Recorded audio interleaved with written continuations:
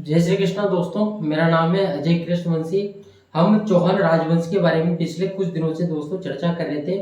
इसमें हम सांबर या फिर शाकंभरी के चौहान राजवंश के बारे में इससे पिछले वाले लेक्चर में हमारी चर्चा को पूर्ण कर चुके हैं। हमने सम्राट पृथ्वीराज चौहान तृतीय, जिन्हें राय पिथौरा दल पोंगल कहा जाता है, उनके बारे में अध्ययन किया था।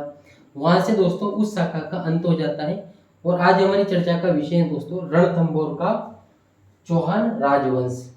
रणथंभौर के चौहान राजवंश में सबसे प्रतापी, सबसे यशस्वी शासक हुआ है दोस्तों हम्मीरदेव चौहान, जो आज हमारी चर्चा का मुख्य विषय रहने वाला है, जहां से राजस्थान की अलग अलग प्रतियोगी परीक्षाओं में लगातार प्रश्न भी पूछे गए हैं। तो हम्मीरदेव चौहान हमारी चर्चा का मुख्य विषय रहेगा, लेकिन हम डायरेक्ट हम्मीरदेव चौहान से स्टार्ट नहीं करके क्रोनोलॉजी के हिसाब से वन बाय वन एक उनसे पहले जो शासक रहे उनके बारे में हल्की फुल्की चर्चा भी करना चाहेंगे, क्योंकि दोस्तों आजकल परीक्षा का पैटर्न थोड़ा बदल गया है। जो डायरेक्ट जो फेमस होते हैं वहां से तो क्वेश्चन आते ही हैं, इसके अलावा आसपास से भी क्वेश्चन आने शुरू हो गए हैं। तो दोस्तों बिना टाइम वेस्ट के चर्चा को हम प्रारंभ करना चाहते हैं। रणथंभौर का चौहान राजवंश, संस्थापक कौन है दोस्तों इसका? संस्थापक माना जाता है दोस्तों रणथंभौर के चौहान राजवंश का गोविंदराज। कौन माना जाता है? गोविंदराज रणथंभौर के चौहान राजवंश का संस्थापक माना जाता है। गोविंदराज ने 1194 ईस्वी में रणथंभौर में चौहान राजवंश की स्थापना की। गोविंदराज कौन है, इनके बारे में भी दोस्तों हमें चर्चा करने की आवश्यकता है। गोविंदराज पृथ्वीराज चौहान तृतीय का पुत्र है दोस्तों। ये किसका पुत्र है? पृथ्वीराज चौहान तृतीय, यानी कि पृथ्वीराज चौहान तृतीय, जिनका जिक्र हम इससे पिछले वाले लेक्चर में कर चुके हैं, जिन्होंने तराइन के 2 युद्ध लड़े, जिनको राय पिथौरा कहा जाता है, सम्राट पृथ्वीराज चौहान जिन्हें कहा जाता है, जिनको भारत का अंतिम हिंदू सम्राट कहा जाता है, उन्हीं का पुत्र है दोस्तों गोविंदराज। यानी कि पृथ्वीराज चौहान तृतीय के पुत्र गोविंदराज ने रणथंभौर में चौहान राजवंश की स्थापना की। गोविंदराज के बाद में यहाँ का शासक बनता है दोस्तों वालहण। क्या नाम है भाई? वालहण। इसके बाद में दोस्तों शासक बनता है प्रहलादन। इसके बाद में शासक बनता है वीर नारायण। वीर नारायण को दोस्तों इल्तुतमिश के आक्रमण का सामना करना पड़ता है, यानी कि इसको इल्तुतमिश के आक्रमण का सामना करना पड़ता है। ये जानकारी का जरूर ध्यान में रखना। वालहण, प्रहलादन, वीर नारायण, इसके बाद में दोस्तों वाघभट्ट यहाँ का शासक बनता है। वाघभट्ट के बाद में दोस्तों जैत्र सिंह शासक बनता है रणथंभौर के चौहान राजवंश का। और जैत्र सिंह दोस्तों काफी लंबे समय तक यहाँ का शासक रहता है। लगभग दोस्तों 32 वर्षों तक जैत्र सिंह का रणथंभौर के चौहान राजवंश पर शासन रहता है, और इन्हीं का पुत्र है हम्मीरदेव चौहान। हालांकि इनके बाद में दोस्तों शासक बनता है जय सिंह। क्या नाम है भाई? जय सिंह। दोस्तों ये जो जैत्र सिंह चौहान है, ये सुल्तान नसीरुद्दीन के आक्रमण को असफल कर देता है। सुल्तान नसीरुद्दीन के आक्रमण को असफल कर देता है, यानी सुल्तान नसीरुद्दीन रणथंभौर पर आक्रमण करता है, उसको जैत्र सिंह के द्वारा असफल कर दिया जाता है, रोक दिया जाता है। जय सिंह पर दोस्तों परमारों का आक्रमण होता है, इसके अलावा तुर्कों का आक्रमण भी होता है, यानी कि परमार तथा तुर्कों से युद्ध लड़ने पड़ते हैं दोस्तों जय सिंह को। तो ये एक सामान्य क्रोनोलॉजी थी। गोविंदराज के बाद में वालहण के बाद में प्रहलादन के बाद में वीर नारायण को इल्तुतमिश के आक्रमण का सामना करना पड़ता है। उसके बाद में दोस्तों वाघभट्ट, फिर जैत्र सिंह ने 32 वर्षों तक शासन किया है, और जैत्र सिंह सुल्तान नसीरुद्दीन के आक्रमण को रोक देता है, असफल कर देता है। ये जानकारी आप ध्यान में रखना। इसके अलावा जय सिंह इसके बाद में शासक बनता है। अब दोस्तों हम बढ़ना चाहते हैं आज हमारी चर्चा की प्रमुख विषय हम्मीरदेव चौहान की तरफ, जो हमारी प्रतियोगी परीक्षाओं की दृष्टि से खासे महत्वपूर्ण शासक माने जाएंगे। तो चर्चा करते हैं अब हम हम्मीरदेव चौहान के बारे में। दोस्तों ये जो शासकों के नाम मैंने आपके सामने लिखे हैं, ये मैं कहाँ से लेके आया हूँ ये नाम? तो दोस्तों ये नाम मैं लेके आया हूँ राजस्थान हिंदी ग्रंथ अकादमी की पुस्तक से। कहाँ से लेके आया हूँ दोस्तों? राजस्थान हिंदी ग्रंथ अकादमी की पुस्तक से। मैं हमेशा से कहता आया हूँ हमारी जानकारियों का स्रोत ऑथेंटिक किताबें हैं, जैसे राजस्थान हिंदी ग्रंथ अकादमी जो कि भारत तथा राजस्थान सरकार की प्रमाणिक पुस्तक है। माध्यमिक शिक्षा बोर्ड की किताबें हमारी जानकारी का स्रोत है, एनसीईआरटी हमारी जानकारी का स्रोत है। लेकिन हमारी जानकारी का स्रोत किसी भी कोचिंग के नोट्स नहीं है, हमारी जानकारी का स्रोत कोई भी गाइड नहीं है, क्योंकि कई बार उनमें गलत जानकारी होती है। इस वजह से प्रमाणिक पुस्तकों के आधार पर ही मैं आपके साथ जानकारियां साझा करने का प्रयास कर रहा हूँ। चर्चा करते हैं दोस्तों रणथंभौर के चौहान राजवंश के सबसे प्रतापी, सबसे यशस्वी शासक हम्मीरदेव चौहान के बारे में। हम्मीरदेव चौहान के बारे में। हम्मीरदेव चौहान का शासनकाल 1282 से प्रारंभ होता है और 1301 तक इनका शासनकाल रहता है। हम्मीरदेव चौहान दोस्तों रणथंभौर के चौहान राजवंश का सबसे प्रतापी, सबसे यशस्वी, सबसे नामी शासक माना जाता है। क्यों माना जाता है? जैसे जैसे हम चर्चा को आगे बढ़ाएंगे आपके मस्तिष्क में इस बात का प्रतिबिंब स्पष्ट रूप से बनेगा कि हम्मीरदेव चौहान को क्यों हम इतना महत्वपूर्ण शासक घोषित कर रहे हैं इतिहास के दृष्टिकोण से। दोस्तों हम्मीरदेव चौहान का 1282 ईस्वी में राज्यारोहण होता है, यानी शासक बन जाता है। और हम्मीरदेव चौहान के द्वारा शासक बनते ही दिग्विजय की नीति अपनाई जाती है। दिग्विजय की नीति अपनाई जाती है, यानी कि आसपास के जो भी क्षेत्र है उनको जीतने की नीति अपनाई जाती है। दूर दराज के क्षेत्रों, आसपास के क्षेत्रों को जीतने की नीति, दिग्विजय की नीति इनके द्वारा अपनाई जाती है। इसी कड़ी में दोस्तों हम्मीरदेव चौहान आबू,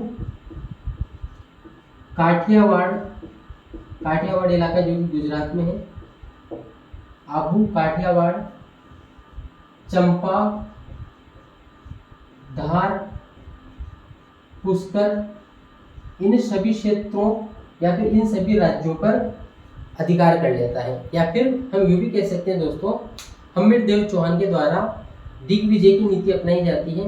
और ये जो जितने भी इलाके हैं दोस्तों आबू, काठियावाड़, चंपा, धार, पुष्कर, इन सभी के शासकों को अपनी अधीनता में ले लिया जाता है। यानी कि हम्मीरदेव चौहान के द्वारा इन क्षेत्रों के शासकों को अपनी अधीनता में आने के लिए बाध्य कर दिया जाता है दोस्तों। उसके बाद में हम्मीरदेव चौहान आक्रमण करता है दोस्तों मेवाड़ के शासक समर सिंह पर। समर सिंह का जिक्र हमने मेवाड़ की गोइल वंश के अंतर्गत किया था। तो ये कहाँ का शासक था दोस्तों? मेवाड़ का शासक था।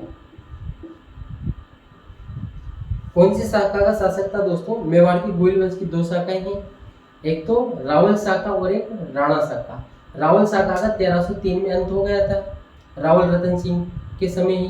जब रावल रतन सिंह के समय अलाउद्दीन खिलजी का आक्रमण होता है, रानी पद्मिनी के नेतृत्व में जोहर गठित होता है, तो वो वहाँ पर रावल शाखा का अंत हो गया। तो उसके बाद में राणा शाखा या फिर सिसोदिया शाखा अस्तित्व में आती है। बहरहाल हमारी चर्चा का विषय दोस्तों मेवाड़ का गोइल वंश नहीं है, लेकिन एक नाम आया है मेवाड़ की गोइल वंश के शासक का, तो मैंने आपके साथ वो भी जानकारी शेयर की है, साझा की है। समर सिंह मेवाड़ का शासक होता है। इस पर दोस्तों हम्मीरदेव चौहान के द्वारा आक्रमण किया जाता है और समर सिंह को दोस्तों पराजय का सामना करना पड़ता है, कि समर सिंह को पराजित कर दिया जाता है। अभी तक दोस्तों हम्मीरदेव चौहान ही आक्रमण कर रहा था, लेकिन पहली बार हम्मीरदेव चौहान पर भी आक्रमण होता है। ऐसा कहा जाता है दोस्तों, राजस्थान हिंदी ग्रंथ अकादमी की पुस्तक के अनुसार बता रहा हूँ मैं आपसे, 1290 से 1296 तक जलालुद्दीन खिलजी के द्वारा, अलाउद्दीन नहीं बोला दोस्तों मैंने बोला जलालुद्दीन। अलाउद्दीन खिलजी का जो ताऊ था या फिर जो मेरे ख्याल से ताऊ था या फिर ससुर था, मुझे ज़्यादा जानकारी हालांकि है नहीं, क्योंकि इतिहास में भी इस बात का ज़्यादा प्रमाणिक तौर पर उल्लेख नहीं मिलता है कि अलाउद्दीन खिलजी और जलालुद्दीन के मध्य क्या संबंध है। बहरहाल हम हमारी चर्चा को आगे विस्तार देना चाहेंगे। 1290 से 1296 के मध्य जलालुद्दीन 1290 से 1296 के मध्य दोस्तों जलालुद्दीन खिलजी के द्वारा अनेक बार रणथंभौर पर चढ़ाई की जाती है। कुछ बार जलालुद्दीन खिलजी भी स्वयं आक्रमण करता है, जबकि कई बार अपनी सेना को भेजकर कार्यवाही को अंजाम देता है। इसी कड़ी में दोस्तों 1291 में जलालुद्दीन खिलजी रणथंभौर के किले पर आक्रमण करता है, लेकिन रणथंभौर के किले को जीत नहीं पाता है, बल्कि परास्त होकर यहाँ से लौटना उसको पड़ता है। तब जलालुद्दीन खिलजी कहता है में रणथंभौर जैसे सैकड़ों किलो को मुसलमान के एक बाल के बराबर या फिर मुसलमान के एक खून की एक बूंद के बराबर भी नहीं समझता हूँ। यानी कि खिसियानी बिल्ली खंबा नोचे वाली बात है। जीत नहीं पाया तो उसने ये सब बोल दिया। बहरहाल 1291 में जलालुद्दीन खिलजी का आक्रमण होता है और वो शिकस्त का सामना करता है, यहाँ से पराजित हो जाता है। इसके बाद में दोस्तों जलालुद्दीन खिलजी के द्वारा 1296 तक अनेक सारे सैन्य अभियान रणथंभौर पर भेजे जाते हैं, लेकिन सभी सैन्य अभियानों में जलालुद्दीन खिलजी को पराजय का सामना करना पड़ता है। हर बार किसकी विजय होती है दोस्तों? हम्मीरदेव चौहान की विजय होती है। और हम आगे ये भी चर्चा करेंगे कि हम्मीरदेव चौहान को इतिहास में 16 युद्धों का विजेता कहा जाता है और अंतिम जो 17वां युद्ध था ये हार गए थे, लेकिन 16 युद्ध इन्होंने लगातार जीते थे। एक बार दोस्तों मैं इसकी जो रिकॉर्डिंग हो रही है उसको चेक करना चाहूँगा, क्योंकि कल मैंने एक चीज़ देखी है कि कई बार ये रुक जाता है। ये अभी तक सही काम कर रहा है। 10 मिनट से ज़्यादा का वीडियो हो चुका है। 12-13 मिनट का और वीडियो बनेगा दोस्तों, मैक्सिमम 22-23 मिनट का वीडियो बनेगा और अच्छा वीडियो बनेगा। आपके सारी चीज़ें इस लेक्चर के अंतर्गत कवर हो जाएगी, मेरा ऐसा दावा है आपसे। होता है क्या है दोस्तों, हम्मीरदेव चौहान मंगोल का एक व्यक्ति है जो कि अलाउद्दीन खिलजी का शत्रु था। उसका नाम है दोस्तों मोहम्मद शाह। क्या नाम है? मोहम्मद शाह। मोहम्मद शाह। हम्मीरदेव चौहान अलाउद्दीन खिलजी के दुश्मन मोहम्मद शाह को अपने यहाँ शरण दे देता है। मोहम्मद शाह जो है वो भागता हुआ आता है, रणथंभौर पहुंचता है और रणथंभौर के किले में एंट्री होती है। हम्मीरदेव चौहान से फरियाद करता है कि अलाउद्दीन खिलजी मेरी हत्या कर देगा, आप मुझे बचा लीजिए। अलाउद्दीन खिलजी मेरी हत्या कर देगा, आप मुझे बचा लीजिए। तो हम्मीरदेव चौहान ऐसा शासक था जिसे दोस्तों हठी राजा कहा जाता है, जिसे उदार राजा कहा जाता है, जो शरणागतों की रक्षा करना जानता था। ऐसा शासक हम्मीरदेव चौहान को कहा जाता है। अब कोई शरण में आ गया तो उसकी रक्षा करना निश्चित तौर पर भारतीय संस्कृति की पहचान और परंपरा भी रही है। तो हम्मीरदेव चौहान इस मोहम्मद शाह को शरण देता है अपने यहाँ। अलाउद्दीन खिलजी को ये बात मालूम चलती है कि जो मंगोल से भाग के आया, मंगोल का जो व्यक्ति है जो कि अलाउद्दीन खिलजी का शासक है, अलाउद्दीन खिलजी का दुश्मन है मोहम्मद शाह, उसको हम्मीरदेव चौहान की तरह शरण दे दी गई है। तब दोस्तों अलाउद्दीन खिलजी 1299 ईस्वी में अलाउद्दीन खिलजी का दोस्तों शासन काल रहता है 1296 से 1612 तक। कब से कब तक रहता है? 1296 से दोस्तों 1296 से 1316 तक, 1396 तक अलाउद्दीन खिलजी का शासन रहता है। मोहम्मद शाह को शरणागत बना दिया जाता है, यानी कि शरण में आता है। तो अलाउद्दीन खिलजी के द्वारा हम्मीरदेव चौहान को पत्र लिखकर बोला जाता है कि मोहम्मद शाह को छोड़ दो, हमारे हवाले कर दो। लेकिन हम्मीरदेव चौहान हठी राजा था, इसी वजह से हम्मीरदेव चौहान के लिए कहा भी जाता है दोस्तों सिंह सवन। आगे क्या था भूल गया थोड़ा सा। हम्मीरदेव चौहान के लिए कहा जाता है दोस्तों सिंह सवन सतपुरुष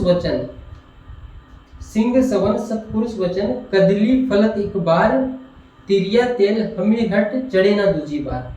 यानी कि हठी राजा था, यानी कि जो ठान लिया भी नहीं देना है, शरणागत कोई आ गया तो उसकी रक्षा करनी है तो करनी है। अलाउद्दीन खिलजी के द्वारा जब हम्मीरदेव चौहान से बोला जाता है कि मोहम्मद शाह को हमारे हवाले कर दो, तब अलाउद्दीन खिलजी के इस प्रस्ताव को ठुकरा दिया जाता है हम्मीरदेव चौहान के द्वारा और मोहम्मद शाह को नहीं लौटाया जाता है। तब दोस्तों 1299 ईस्वी में अलाउद्दीन खिलजी आक्रमण कर देता है और इसकी सेना का सेनापति होता है उलुग खां। अलाउद्दीन खिलजी की सेना का सेनापति होता है दोस्तों उलुग खां। यानी उलुग खां के नेतृत्व में 1299 ईस्वी में अलाउद्दीन खिलजी रणथंभौर विजय के लिए या फिर रणथंभौर पर फतेह के लिए सेना भेजता है। लेकिन दोस्तों हम्मीरदेव चौहान के द्वारा इस उलुग खां की सेना को बुरी तरीके से परास्त किया जाता है, हरा दिया जाता है और युद्ध के मैदान छोड़ने के लिए बाध्य कर दिया जाता है। ये जानकारी अलाउद्दीन खिलजी के पास भी पहुंचती है, लेकिन बुरी तरीके से हराया था तो अलाउद्दीन खिलजी की हिम्मत भी नहीं होती 1-2 साल तक तो वापस अटैक करने की। लेकिन इसके थोड़े समय बाद में दोस्तों 1301 में स्वयं अलाउद्दीन खिलजी का आक्रमण होता है। स्वयं स्वयं अलाउद्दीन खिलजी, एक लिख रहा हूँ दोस्तों मैं अलाउद्दीन खिलजी, स्वयं अलाउद्दीन खिलजी, एक का मतलब अरविंद केजरीवाल नहीं है, एक का मतलब अलाउद्दीन खिलजी है। 1301 में अलाउद्दीन खिलजी स्वयं सेना लेकर रणथंभौर पर चढ़ाई करता है। किले को चारों तरफ से घेर लिया जाता है, लेकिन उनको कोई विशेष सफलता नहीं मिलती है, क्योंकि रणथंभौर का दुर्ग इस प्रकार का दुर्ग है दोस्तों। हम राजस्थान की कला और संस्कृति में भी पढ़ेंगे कि रणथंभौर का किला किस प्रकार का दुर्ग है, जो पहाड़ियों में बसा हुआ है। और ऐसा कहा जाता है कि वहां पहुंचने के लिए पत्थर के पैर चाहिए। ये किसने बोला, आप कमेंट बॉक्स में जरूर बताना कि रणथंभौर के किले में पहुंचने के लिए पाषाण यानी कि पत्थर के पैर चाहिए। तो इस प्रकार का अभेद्य किला था रणथंभौर का किला। अलाउद्दीन खिलजी के द्वारा नहीं विजित किया जाता है, चारों तरफ से घेरा डाल दिया जाता है, तब अलाउद्दीन खिलजी के द्वारा षड्यंत्र रचा जाता है। क्या षड्यंत्र रचा जाता है अलाउद्दीन खिलजी के द्वारा? अलाउद्दीन खिलजी के द्वारा वार्ता के लिए, बातचीत के लिए पेशकश की जाती है हमीरदेव चौहान के पास। हमीरदेव चौहान अपने सेनापति रणमल तथा रतिपाल को अलाउद्दीन खिलजी के साथ भेंट या फिर वार्ता के लिए भेजता है। लेकिन इस वार्ता का उद्देश्य दोस्तों वार्ता नहीं था, इस वार्ता का उद्देश्य छल कपट षड्यंत्र था, धोखाधड़ी थी, विश्वासघात था। रणमल और रतिपाल को अलाउद्दीन खिलजी के द्वारा लालच दिया जाता है कि अगर आप हमारे युद्ध में सहायता करोगे तो ये जो रणथंभौर का किला हम विजय करेंगे, जीतेंगे, ये आपको सौंप दिया जाएगा, यानी कि रणमल और रतिपाल को सौंप दिया जाएगा। रणमल और रतिपाल अलाउद्दीन खिलजी के बहकावे में आ जाते हैं। बहकावे में आने के बाद में उनको बोला जाता है कि जब हम आक्रमण करेंगे तब आप बस किले के दरवाजे खोल देना। तो दोस्तों जब अलाउद्दीन खिलजी के द्वारा 1301 में आक्रमण किया जाता है, तब रणमल और रतिपाल के द्वारा, जो हमीरदेव चौहान के सेनापति थे, इनके द्वारा किले के दरवाजे खोल दिए जाते हैं। भयंकर युद्ध होता है, हमीरदेव चौहान बड़ी बहादुरी से युद्ध लड़ता है। लेकिन दोस्तों विश्वासघात का मुकाबला कैसे किया जा सकता है? जब सामने युद्ध होता है उसका मुकाबला किया जा सकता है, लेकिन कोई पीठ के पीछे छुरा गोप दे तो फिर उसका तो क्या ही किया जा सकता है। ऐसा का ऐसे विश्वासघात रणमल और रतिपाल ने हमीरदेव चौहान के साथ किया था। हमीरदेव चौहान बड़ी बहादुरी से लड़ता हुआ केसरिया कर लेता है, वीर गति को प्राप्त हो जाता है। और दोस्तों जो हमीरदेव चौहान की जो पत्नी थी, जिसका नाम है दोस्तों,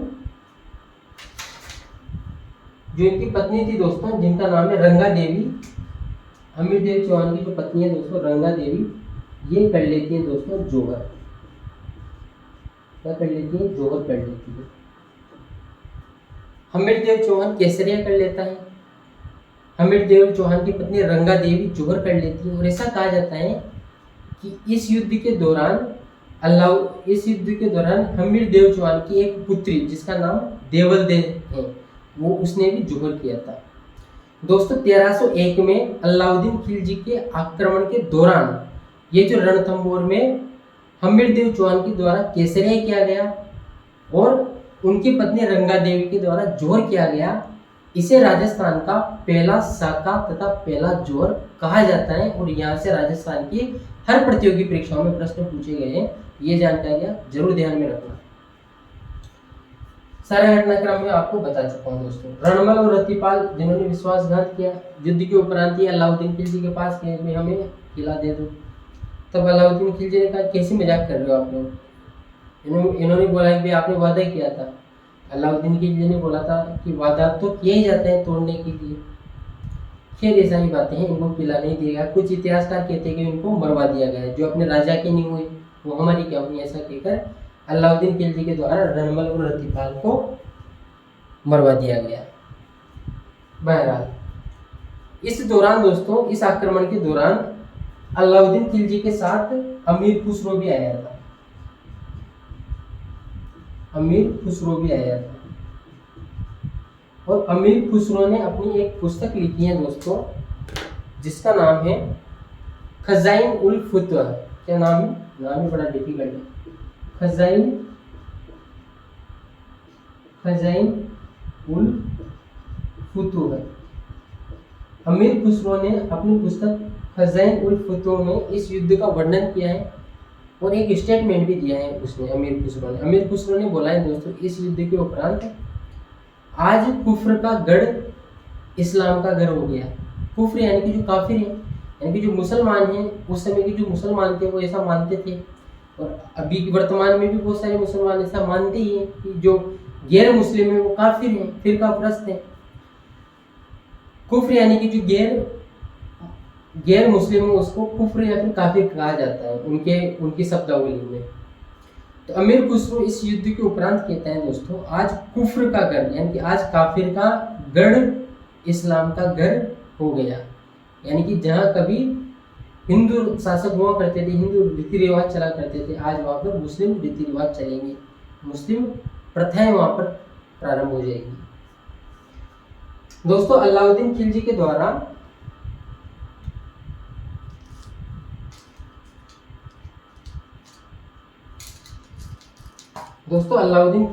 ये जो उलुग खान, इसको प्रबंधक बना दिया जाता है, यहाँ का प्रबंधक या फिर प्रशासक नियुक्त कर दिया जाता है।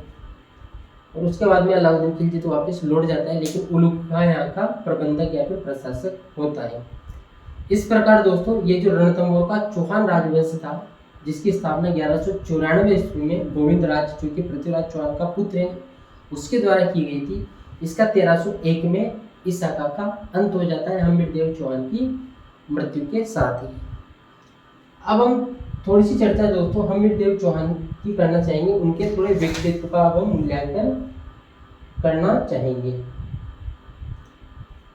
थोड़े से व्यक्तित्व का मूल्यांकन हम करना चाहेंगे। किसके व्यक्तित्व का दोस्तों? हम्मीरदेव चौहान के व्यक्तित्व का मूल्यांकन हम करना चाहिए। इसको साफ कर देता हूं। अमीर खुसरो ने कौन सी किताब लिखी? खजाइन उल फुतूह। उसमें उसने क्या कहा? आज कुफ्र का गढ़ इस्लाम का घर हो गया। और 1301 में ये जो साका या फिर जोहर घटित हुआ, ये राजस्थान का पहला साका या फिर जोहर माना जाता है। ये जानकारी आप जरूर ध्यान में रखना। रंगा देवी के नेतृत्व में जोहर और हम्मीरदेव चौहान के नेतृत्व में केसरिया, यानी कि साका हो गया अब ये, यानी कि जोहर प्लस केसरिया साका कहा जाता है। तो ये राजस्थान का पहला साका है। दोस्तों हम्मीरदेव चौहान का मूल्यांकन कैसे करेंगे? हम्मीरदेव चौहान एक हठी शासक था, यानी कि जिद पकड़ ली मोहम्मद शाह को नहीं लौटाएंगे तो नहीं लौटाएंगे, बात खत्म। अलाउद्दीन खिलजी ने जब घेरा डाल दिया और समझौते के प्रयास किए, तब उसने कहा युद्ध हो जाएगा लेकिन समझौता नहीं होगा किसी भी शर्त पर। वार्ता जरूर हो सकती है, समझौता ऐसा नहीं होगा जिसमें हमको नीचे देखना पड़े। और हम्मीरदेव चौहान पृथ्वीराज चौहान की वंशावली का ही तो शासक है, तो आखिरकार इसकी नसों में भी तो उसी राय पित्तौरा का खून दौड़ रहा था। वही खून दोस्तों, वही खून अलाउद्दीन खिलजी के सामने आग बनकर बरसा और अपने स्वदेश, अपने गढ़, अपनी मातृभूमि की रक्षा के लिए अपने प्राणों की आहुति दे दी गई हम्मीरदेव चौहान के द्वारा। हम्मीरदेव चौहान को दोस्तों हठी शासक माना जाता है, इतिहास में उदार शासक माना जाता है, हठी शासक माना जाता है, उदार शासक माना जाता है, वीर शासक माना जाता है।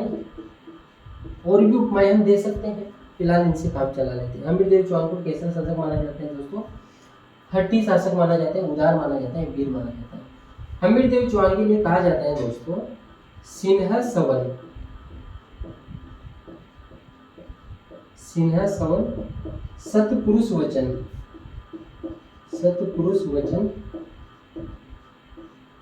कदली फलत इकबार, कदली फलत इकबार, यानी कि एक बार ही होता है सतपुरुष वचन।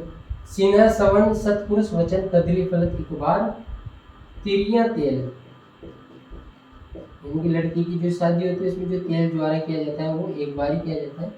तिरिया तेल हमीर हट,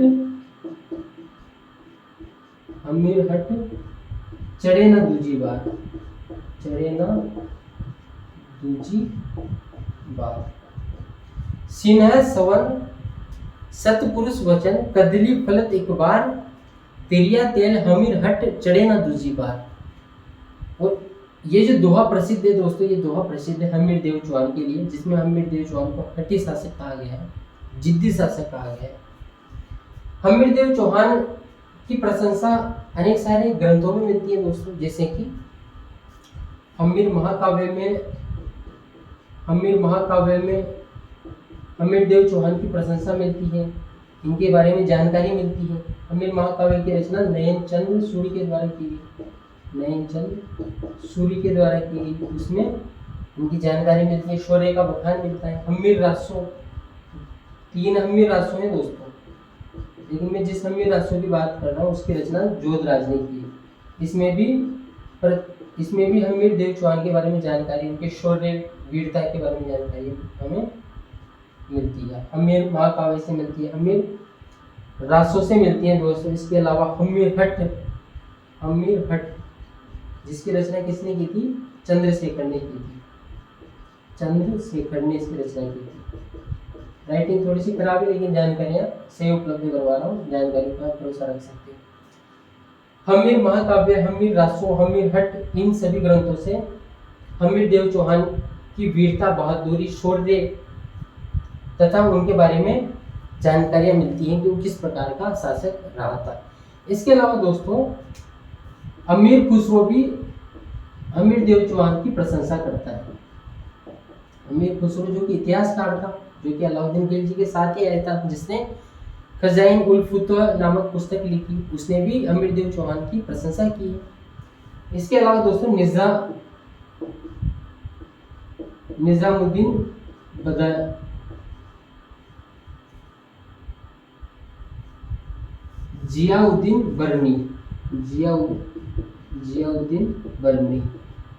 जियाउद्दीन बर्नी ने भी दोस्तों हम्मीर देव चौहान की वीरता, बहादुरी, उदारता, शौर्य की प्रशंसा की है। इन सभी ने भी हम्मीर देव चौहान का उचित मूल्यांकन किया है। दोस्तों हम्मीर देव चौहान के द्वारा क्या निर्माण कार्य करवाए गए? तो हम्मीर देव चौहान के द्वारा 32 खंभों की छतरी बनवाई गई, 32 खंभों की छतरी का निर्माण करवाया गया। हम्मीर देव चौहान के द्वारा अपने पिता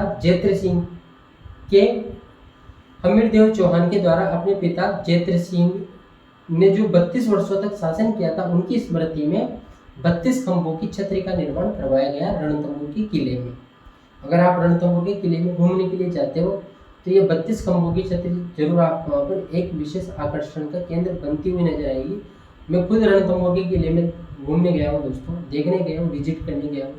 त्रिनेत्र गणेश जी देखे हमने वहाँ पर, और ये 32 खंभों की छतरी भी हमने देखी है, काफ़ी अच्छी है। और इसका निर्माण किसके द्वारा करवाया गया दोस्तों?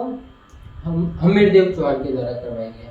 यानी कि हम्मीर देव चौहान के द्वारा अपने पिता जैत्र सिंह की स्मृति में उनके 32 वर्षों के शासनकाल को याद करते हुए 32 खंभों की छतरी बनाई गई, जिसे न्याय की छतरी भी कहा जाता है। इसे दोस्तों न्याय की छतरी भी कहा जाता है, जस्टिस, न्याय की छतरी भी इसको कहा जाता है।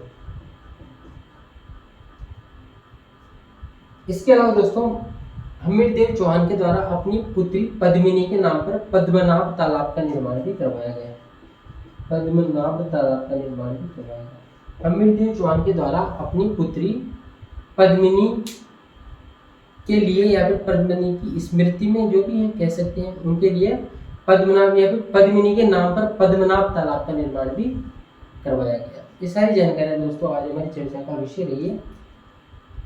मेरे को सारी जानकारियाँ जितनी भी थी दोस्तों, मैंने आपके साथ वो साझा करने का प्रयास किया है। हमारी जानकारी को स्रोत ऑथेंटिक किताबें रही है। एक दो बार मेरे दिमाग से कुछ स्लिप हुआ है, कुछ सीक्वेंस अगर स्लिप हुआ है तो मेरे पास जो नोट्स हैं जो मैंने प्रॉपर सीक्वेंस में बना रखे हैं, वहाँ से देख करके आपको जानकारियाँ साझा करने का प्रयास किया है। गलत जानकारियाँ मैंने नहीं दी। गलत जानकारी देने से बढ़िया कि कभी अगर स्लिप होता है, स्लिप होना स्वाभाविक है दोस्तों, मानवीय स्वभाव है। और हम मशीनें नहीं है कि एक बार बस फीड हो गया वो कोई टेप रिकॉर्डर की तरह चलते जाएगी। लेकिन गलत जानकारियों से हमें बचना चाहिए। तो दोस्तों आज हमने चर्चा की है रणथंभौर के चौहान राजवंश के सबसे प्रतापी शासक हम्मीर देव चौहान के बारे में। और गोविंद राज से जो ये शाखा प्रारंभ हुई थी, ये हम्मीर देव चौहान 1301 में ये शाखा समाप्त हो जाती है। नेक्स्ट क्लास में दोस्तों हम जालोर के चौहान राजवंश के बारे में पढ़ेंगे, जिसमें हम कानड़ देव चौहान की बात करेंगे, विरम देव चौहान की बात करेंगे। वो सारी हमारी नेक्स्ट क्लास में चर्चा का विषय रहेगा। यहाँ से दोस्तों सारी बातें आपको याद रखनी है, लेकिन राजस्थान का पहला शाखा आपको विशेष रूप से ध्यान में होना चाहिए। अलाउद्दीन खिलजी के द्वारा 1301 में रणथंभौर के किले पर आक्रमण जब किया जाता है, तब हम्मीरदेव चौहान के द्वारा केसरिया कर लिया जाता है युद्ध लड़ते हुए, और उनकी पत्नी रंगा देवी के नेतृत्व में अनेक सारी स्त्रियां जौहर कर लेती है। इस प्रकार ये राजस्थान का पहला शाखा तथा पहला जौहर माना जाता है। और ये जानकारी आपको जरूर ध्यान में होनी चाहिए, क्योंकि यहाँ से राजस्थान के लगभग हर प्रतियोगी परीक्षा में प्रश्न पूछे गए हैं। इसके अलावा जितनी भी जानकारियाँ दोस्तों हमने साझा की है, वो आपको निश्चित तौर पर आपके कॉम्पिटेटिव एग्जाम में फायदा पहुंचाएगी अगर आपने लेक्चर को शुरू से अंत तक देखा है। तो थैंक यू वेरी मच, धन्यवाद। इसके बाद में हमारी मुलाकात होती है जालोर के चौहान राजवंश से संबंधित वीडियो लेक्चर या फिर क्लास से लेकर। थैंक यू वेरी मच, धन्यवाद।